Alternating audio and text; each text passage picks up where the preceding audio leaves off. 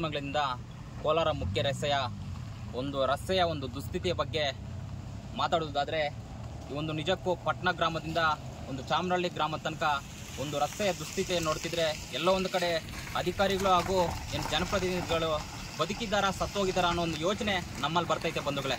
ಯಾಕಂದರೆ ಈ ಒಂದು ರಸ್ತೆಯನ್ನು ನೋಡಿದಾಗ ಏನಾದರೂ ತುರ್ತು ಸಮಯದಲ್ಲಿ ಆಂಬುಲೆನ್ಸಲ್ಲಿ ಈ ಒಂದು ರಸ್ತೆಯ ಮಾರ್ಗದಲ್ಲಿ ನಾವು ಹೋಗ್ತಿದ್ರೆ ನಿಜಕ್ಕೂ ಈ ರಸ್ತೆಯಲ್ಲೇ ಪ್ರಾಣ ಕಳೆದುಕೊಳ್ಳುವ ಪರಿಸ್ಥಿತಿಗಳು ಉದ್ಭವ ಆಗುತ್ತೆ ಬಂಧುಗಳೇ.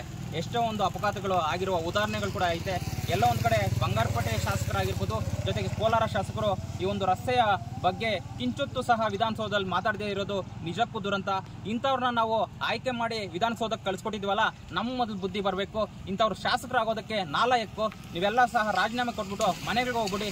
ಈ ಒಂದು ರಸ್ತೆಯನ್ನು ನೋಡ್ತಿದ್ರೆ ಎಲ್ಲ ಒಂದು ಕಡೆ ತುಂಬ ಒಂದು ದುಸ್ಥಿತಿಯನ್ನು ನಾವು ನೋಡ್ಬೋದು ನೀವು ಬಂಧುಗಳೇ.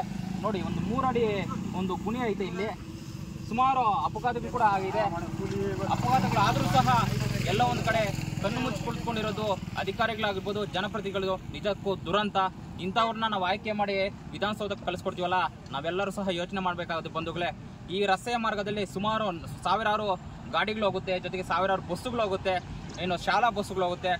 ಹೋದರೂ ಸಹ ಈ ರಸ್ತೆಯನ್ನು ಅಭಿವೃದ್ಧಿ ಮಾಡುವುದರಲ್ಲಿ ಎಲ್ಲ ಅಧಿಕಾರಿಗಳು ಜನಪ್ರತಿನಿಧಿಗಳು ವಿಫಲರಾಗಿದ್ದಾರೆ.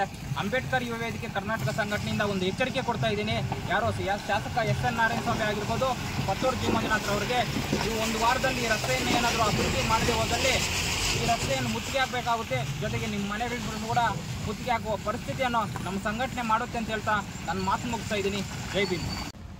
ಬೇತ್ಮಂಗಲಿಂದ ಕೋಲಾರ ಮುಖ್ಯ ರಸ್ತೆಯ ಒಂದು ದುಸ್ಥಿತಿಯ ಬಗ್ಗೆ ಮಾತಾಡುವುದಾದರೆ, ಈ ಒಂದು ನಿಜಕ್ಕೂ ಪಟ್ಟಣ ಗ್ರಾಮದಿಂದ ಒಂದು ಚಾಮರಹಳ್ಳಿ ಗ್ರಾಮ ತನಕ ಒಂದು ರಸ್ತೆಯ ದುಸ್ಥಿತಿಯನ್ನು ನೋಡ್ತಿದ್ರೆ ಎಲ್ಲೋ ಒಂದು ಕಡೆ ಅಧಿಕಾರಿಗಳು ಹಾಗೂ ಜನಪ್ರತಿನಿಧಿಗಳು ಬದುಕಿದ್ದಾರಾ ಸತ್ತೋಗಿದ್ದಾರಾ ಅನ್ನೋ ಒಂದು ಯೋಚನೆ ನಮ್ಮಲ್ಲಿ ಬರ್ತೈತೆ ಬಂಧುಗಳೇ.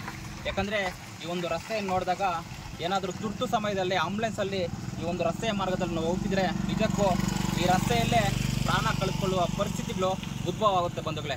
ಎಷ್ಟೋ ಒಂದು ಅಪಘಾತಗಳು ಆಗಿರುವ ಉದಾಹರಣೆಗಳು ಕೂಡ ಐತೆ. ಎಲ್ಲ ಒಂದು ಕಡೆ ಬಂಗಾರಪೇಟೆ ಶಾಸಕರಾಗಿರ್ಬೋದು, ಜೊತೆಗೆ ಕೋಲಾರ ಶಾಸಕರು ಈ ಒಂದು ರಸ್ತೆಯ ಬಗ್ಗೆ ಕಿಂಚೊತ್ತು ಸಹ ವಿಧಾನಸೌಧದಲ್ಲಿ ಮಾತಾಡದೇ ಇರೋದು ನಿಜಕ್ಕೂ ದುರಂತ. ಇಂಥವ್ರನ್ನ ನಾವು ಆಯ್ಕೆ ಮಾಡಿ ವಿಧಾನಸೌಧಕ್ಕೆ ಕಳಿಸ್ಕೊಟ್ಟಿದ್ವಲ್ಲ, ನಮ್ಮ ಮೊದಲು ಬುದ್ಧಿ ಬರಬೇಕು. ಇಂಥವ್ರು ಶಾಸಕರಾಗೋದಕ್ಕೆ ನಾಲಾಯಕ್ಕು. ನೀವೆಲ್ಲ ಸಹ ರಾಜೀನಾಮೆ ಕೊಟ್ಬಿಟ್ಟು ಮನೆಗಳಿಗೆ ಹೋಗ್ಬಿಡಿ.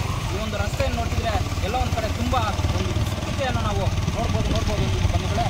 ನೋಡಿ, 3 ಅಡಿ ಒಂದು ಗುಣಿ ಐತೆ. ಇಲ್ಲಿ ಸುಮಾರು ಅಪಘಾತಗಳು ಕೂಡ ಆಗಿದೆ. ಅಪಘಾತಗಳು ಆದರೂ ಸಹ ಎಲ್ಲ ಒಂದು ಕಡೆ ಕಣ್ಣು ಮುಚ್ಚಿ ಕುಳಿತುಕೊಂಡಿರೋದು ಅಧಿಕಾರಿಗಳಾಗಿರ್ಬೋದು, ಜನಪ್ರತಿನಿಧಿಗಳು ನಿಜಕ್ಕೂ ದುರಂತ. ಇಂಥವ್ರನ್ನ ನಾವು ಆಯ್ಕೆ ಮಾಡಿ ವಿಧಾನಸೌಧಕ್ಕೆ ಕಳಿಸ್ಕೊಡ್ತೀವಲ್ಲ, ನಾವೆಲ್ಲರೂ ಸಹ ಯೋಚನೆ ಮಾಡಬೇಕಾಗುತ್ತೆ ಬಂಧುಗಳೇ. ಈ ರಸ್ತೆಯ ಮಾರ್ಗದಲ್ಲಿ ಸುಮಾರು ಸಾವಿರಾರು ಗಾಡಿಗಳು ಹೋಗುತ್ತೆ, ಜೊತೆಗೆ ಸಾವಿರಾರು ಬಸ್ಸುಗಳು ಹೋಗುತ್ತೆ, ಶಾಲಾ ಬಸ್ಸುಗಳು ಹೋಗುತ್ತೆ. ಹೋದರೂ ಸಹ ಈ ರಸ್ತೆಯನ್ನು ಅಭಿವೃದ್ಧಿ ಮಾಡುವುದರಲ್ಲಿ ಎಲ್ಲ ಅಧಿಕಾರಿಗಳು ಜನಪ್ರತಿನಿಧಿಗಳು ವಿಫಲರಾಗಿದ್ದಾರೆ. ಅಂಬೇಡ್ಕರ್ ಯುವ ವೇದಿಕೆ ಕರ್ನಾಟಕ ಸಂಘಟನೆಯಿಂದ ಒಂದು ಎಚ್ಚರಿಕೆ ಕೊಡ್ತಾ ಇದ್ದೀನಿ. ಶಾಸಕ SN ನಾರಾಯಣಸ್ವಾಮಿ ಆಗಿರ್ಬೋದು, ಪತ್ತೂರು ಜಿ ಮಂಜುನಾಥ್ ಅವರಿಗೆ ಈ ಒಂದು ವಾರದಲ್ಲಿ ಈ ರಸ್ತೆಯನ್ನು ಏನಾದರೂ ಅಭಿವೃದ್ಧಿ ಮಾಡದೆ ಹೋದಲ್ಲಿ ಈ ರಸ್ತೆಯನ್ನು ಮುತ್ತಿಗೆ ಹಾಕಬೇಕಾಗುತ್ತೆ. ಜೊತೆಗೆ ನಿಮ್ಮ ಮನೆಗಳಿಗೂ ಕೂಡ ಮುತ್ತಿಗೆ ಹಾಕುವ ಪರಿಸ್ಥಿತಿಯನ್ನು ನಮ್ಮ ಸಂಘಟನೆ ಮಾಡುತ್ತೆ ಅಂತ ಹೇಳ್ತಾ ನನ್ನ ಮಾತು ಮುಗಿಸ್ತಾ ಇದ್ದೀನಿ.